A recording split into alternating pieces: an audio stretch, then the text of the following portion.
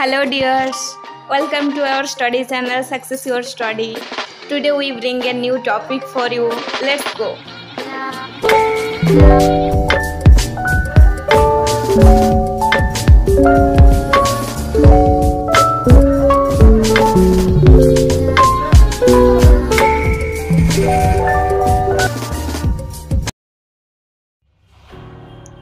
आज हम vector algebra के और एक पार्ट देखेंगे जो कि मल्टीप्लिकेशन ऑफ वेक्टर। पहले से हम ऑलरेडी डिस्कस किए हैं, जो कि पिछला वीडियो में एडिशन एंड सब्ट्रैक्शन वेक्टर क्या है और कितना तरह का होता है, टाइप्स ऑफ वेक्टर, उनका लॉस जो है वो सारे डिस्कस कर चुके हैं। ठीक है, तो आज की ये वीडियो में हम देखेंगे कि multiplication of vector.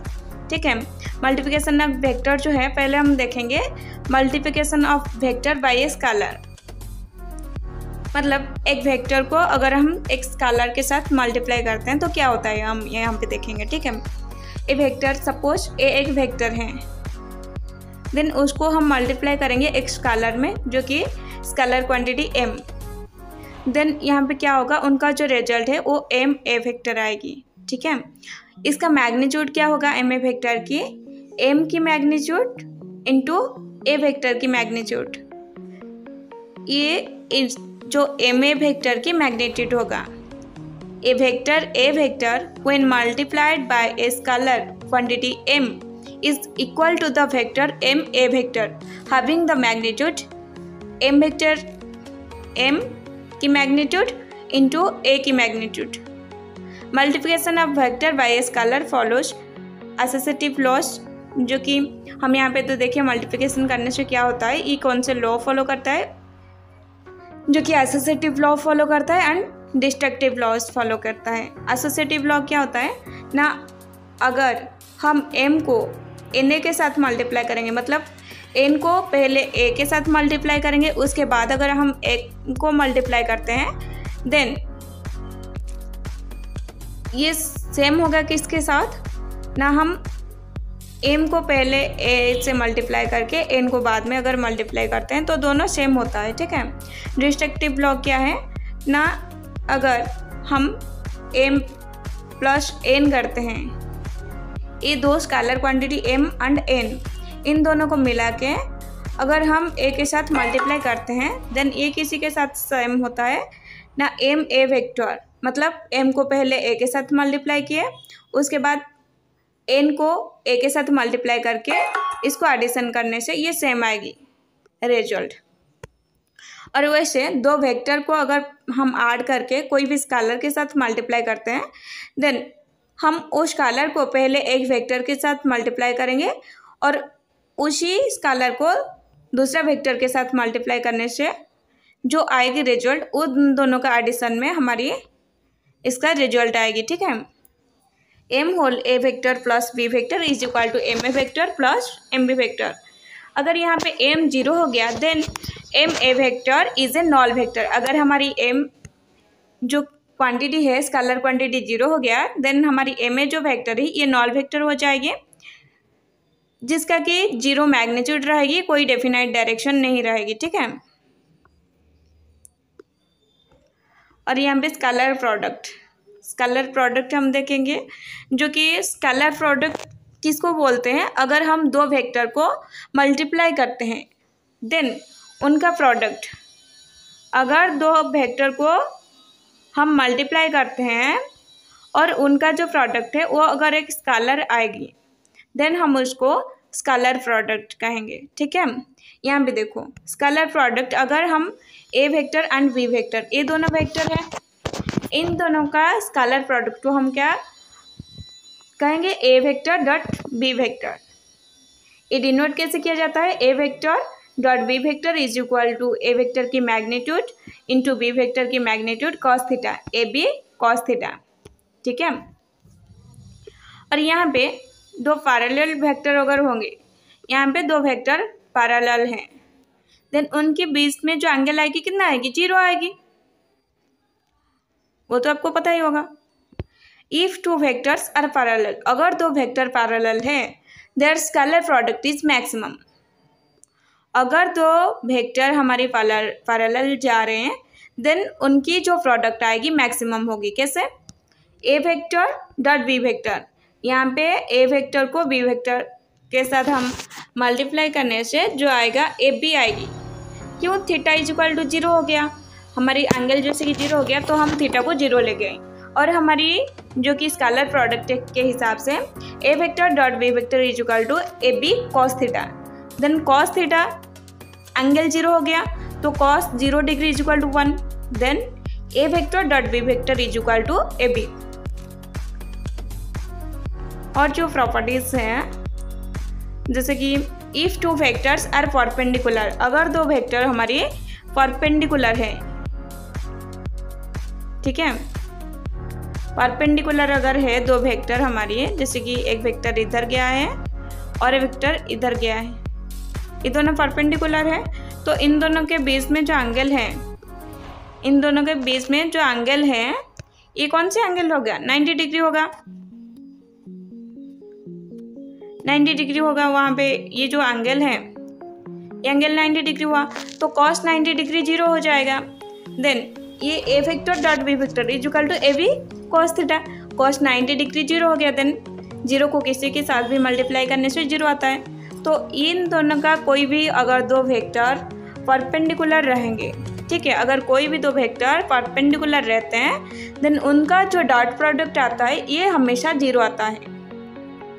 Scalar product of A vector B vector with itself, अगर हम एक वेक्टर है, एक वेक्टर को खुद के साथ डॉट प्रोडक्ट हम करते हैं, स्केलर प्रोडक्ट करते हैं, देन उनका जो आता है मतलब रिजल्ट क्या आएगा? ये एक वेक्टर आ गया, ठीक है, बी वेक्टर, और इससे सेम वेक्टर, ये सेम ही है, तो इसके बीच में एंगल क्या है? 0 डिग्री है ओबियसली। तो हम क्या देखे थे? ए वेक्टर डॉट बी वेक्टर में अगर दो वेक्टर पैरेलल होते हैं देन उनके बीच में जो एंगल है 0 डिग्री होने से वो ए बी आता है। देन यहाँ पे B vector dot B vector is equal to B into B is equal to B square आएगी, ठीक है। The angle between A vector and B vector, अगर हम एंगल जो है A vector and B vector के बीच में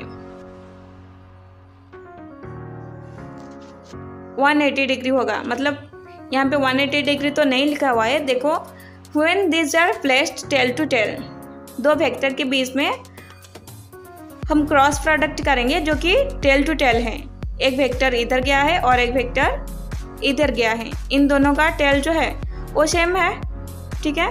तो ये जो एंगल है, ये जो एंगल है ये कितना आएगी? 180 डिग्री आएगी,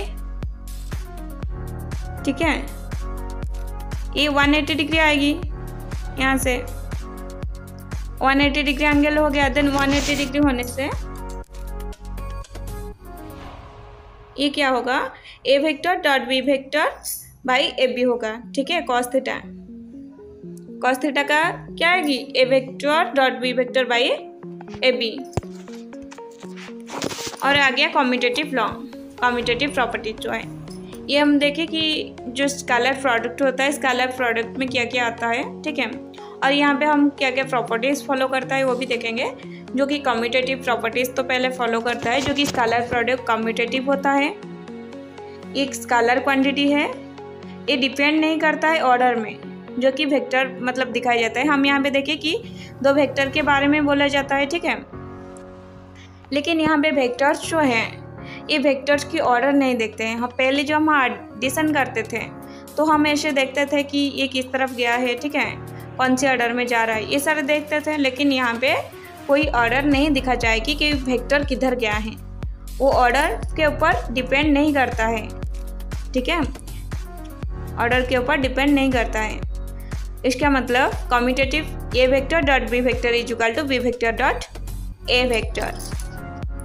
और डिस्ट्रीब्यूटिव प्रॉपर्टी, स्केलर प्रोडक्ट जो है ये डिस्ट्रीब्यूटिव प्रॉपर्टीज को फॉलो करता है, वो भी करता है, जो कि A vector dot B vector plus C vector is equal to A vector dot B vector plus A vector dot C vector, हाँ जी, A vector dot C vector, यहाँ पे मिस्टेकली टाइप हो गया है, ठीक है।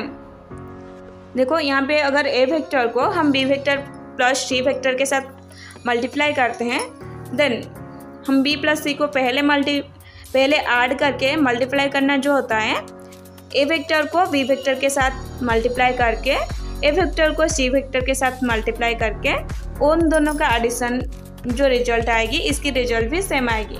ठीक है, तो ये डिस्ट्रीब्यूटिव प्रॉपर्टीज़ भी फॉलो करता है। ये हो गया हमारी स्केलर प्रोडक्ट कंप्लीट हो गया।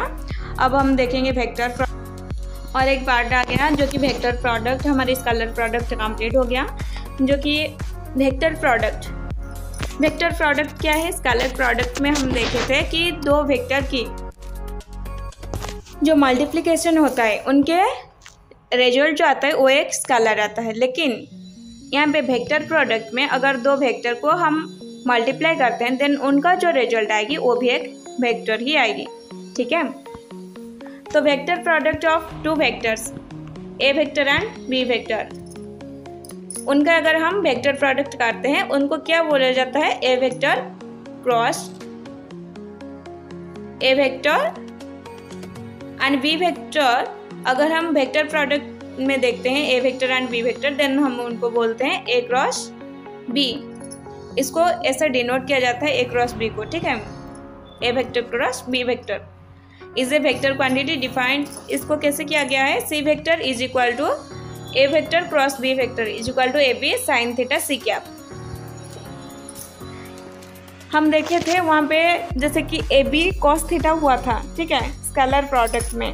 लेकिन यहाँ पे सी कैप कहाँ से आ गया? ये भी आपको आ रहा होगा, जो कि सी कैप क्या होता है ना, हम जैसे कि देखे थे वेक्टर में क्या होता है, स्केलर में आपको कोई डायरेक्शन नहीं रहता है, कोई डायरेक्शन नहीं रहता है स्केलर में, लेकिन वेक्टर में डायरेक्शन है। ये जो सी कैप है यहाँ पे, ये दिखाता है डायरेक्शन को कि A vector cross B vector की जो डायरेक्शन है वो कहाँ जा रहा है, किधर है। ठीक है, ये दिखाता है। सी जो है, सी की मैग्नीट्यूड क्या रहेगी? A B sine theta. A B sine theta का जो वैल्यू आएगी ये सी वेक्टर की मैग्नीट्यूड होगा और डायरेक्शन सी कैप ही होगा। ठीक है, the direction of two vector, the direction of vector product, direction जो है ये कैसे दिया गया है? यूनिट वेक्टर सी कैप के द्वारा दिखाया गया है, जो कि परपेंडिकुलर है प्लेन में। ए बी वेक्टर की ए और बी दोनों अगर वेक्टर है, ठीक है, ये जो प्लेन में गया है, इसी प्लेन को ये वेक्टर जो है सी वेक्टर परपेंडिकुलर रहता है। ठीक है, मतलब the direction of two vector product, the direction of the vector product is given by unit vector c cap, which is unit vector perpendicular to the plane containing the vector a vector and b vector। a vector and b vector जो plane में है, उसी vector जो है c vector जो है उसी plane के साथ परपेंडिकुलर है। ठीक है, यहाँ पे the c cap determined from the right hand rule. हम जो c cap है ये कैसे डिटरमाइन किया जाता है? राइट हैंड रूल के द्वारा डिटरमाइन किया जाता है। Properties of vector product, vector product की प्रॉपर्टीज क्या हैं? यहाँ पे वेक्टर प्रोडक्ट में टू पैरेलल वेक्टर्स अगर जा रहे हैं, देन उनका जो प्रोडक्ट आएगी वो नॉन वेक्टर होगी। अगर हम वेक्टर प्रोडक्ट करते हैं दो पैरेलल वेक्टर को, देन उसकी जो रिजल्ट आएगी क्या आएगी? जीरो वेक्टर आएगी। क्यों? यहाँ पे देखो दो पैरेलल वेक्टर गया है, ठीक है, दो पैरेलल वेक्टर क्या है, तो इनके बीच में जो एंगल है क्या आएगी? जीरो आएगी। Then sine 0 degree is equal to zero, so that A vector cross B vector is equal to zero vector और null vector. The vector product of A vector with itself is a null vector. अगर एक vector को हम उसी vector के साथ vector product करते हैं, देन उनका जो रिजल्ट आएगी वो भी जीरो वेक्टर आएगी। क्यों? क्योंकि एक वेक्टर खुद के साथ 0 डिग्री में ही रहता है, तो 0 डिग्री रहने से वो जीरो ही होगा। ठीक है, from the definition of vector product it follows that k A vector cross B vector is equal to k whole A vector cross B vector is equal to A vector cross k B vector. A vector product जो है ये follow करता है, ये definition से ये पता चलता है कि कोई भी अगर हम कांस्टेंट या फिर स्केलर क्वांटिटीज जो है, अगर हम किसी के साथ भी दो वेक्टर हम ऐड किए, वेक्टर प्रोडक्ट में दो वेक्टर है, इसके साथ हम कोई भी स्केलर देते हैं, देन वो क्या होता है ना, इन दोनों वेक्टर का वेक्टर प्रोडक्ट के साथ अगर उसको मल्टीप्लाई करते हैं देन सेम होता है। अगर एक वेक्टर के साथ पहले मल्टीप्लाई करके दूसरा वेक्टर को मल्टीप्लाई करते हैं देन वो भी सेम होता है, और एक वेक्टर को लेके दूसरा वेक्टर के साथ अगर मल्टीप्लाई करके उसको मल्टीप्लाई करते हैं देन वो भी सेम ही होता है। ये डेफिनेशन जो है वेक्टर प्रोडक्ट की डेफिनेशन से ये पता चलता है। Vector product of two vectors perpendicular to each other is maximum. अगर दो वेक्टर परपेंडिकुलर है, मतलब एक वेक्टर इधर गया है और एक वेक्टर इधर गया है, देन इनके बीच में जो एंगल है, ये एंगल कितना डिग्री है, 90 डिग्री है। देन 90 डिग्री होने से साइन 90 डिग्री कितना होता है, साइन 90 डिग्री 1 होता है। Then A vector cross B vector equal to A B sine theta. Sine theta का जो साइन थीटा जो है साइन 90 डिग्री हो गया, साइन 90 डिग्री इक्वल टू 1 हो गया। तो A vector cross B vector is equal to A B n cap, because theta is equal to 90 degree होने से साइन 90 डिग्री 1 हो गया। Hence n cap is unit vector perpendicular to the plane containing both A vector and B vector. मतलब A vector and B vector जो plane में है, N cap जो है उसी प्लेन के साथ परपेंडिकुलर है। ये राइट हैंड रूल के द्वारा डिफाइन किया गया है, ठीक है। Vector product is anti commutative. हम देखे थे कि स्केलर प्रोडक्ट जो है हमारी कम्यूटेटिव प्रॉपर्टीज फॉलो करता था, लेकिन हमारी vector product commutative property follow नहीं करता है, ये एंटी कम्यूटेटिव प्रॉपर्टीज फॉलो करता है। क्यों? क्योंकि अगर हम एक वेक्टर, दो वेक्टर हैं, दो वेक्टर को अगर हम ऐसे मल्टीप्लाई करते हैं देन उनकी जो आएगी क्रॉस प्रोडक्ट, अगर हम दोनों का अगर डायरेक्शन चेंज कर देंगे तो उसी हिसाब से चेंज हो जाएगी, ठीक है।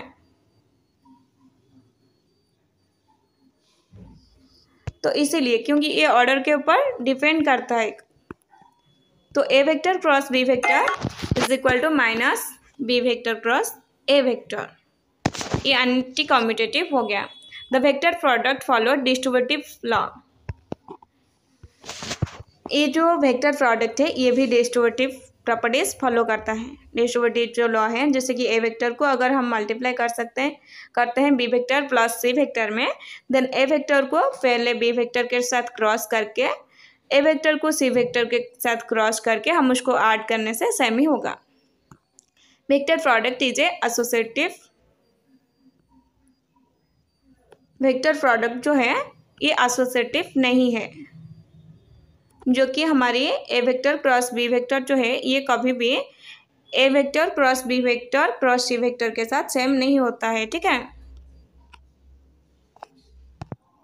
अब हमारी जो कि वेक्टर अलजेब्रा का जो टॉपिक था वो कंप्लीट हो चुका है, ठीक है। हम ऑलरेडी वेक्टर अलजेब्रा का सारे जो पॉइंट है वेक्टर अलजेब्रा 1 का वो डिस्कस कर चुके हैं, और कुछ क्वेश्चन आंसर है जो कि हम अगला वीडियो में डिस्कस करेंगे। ये तो हमारी टॉपिक कंप्लीट हो गया।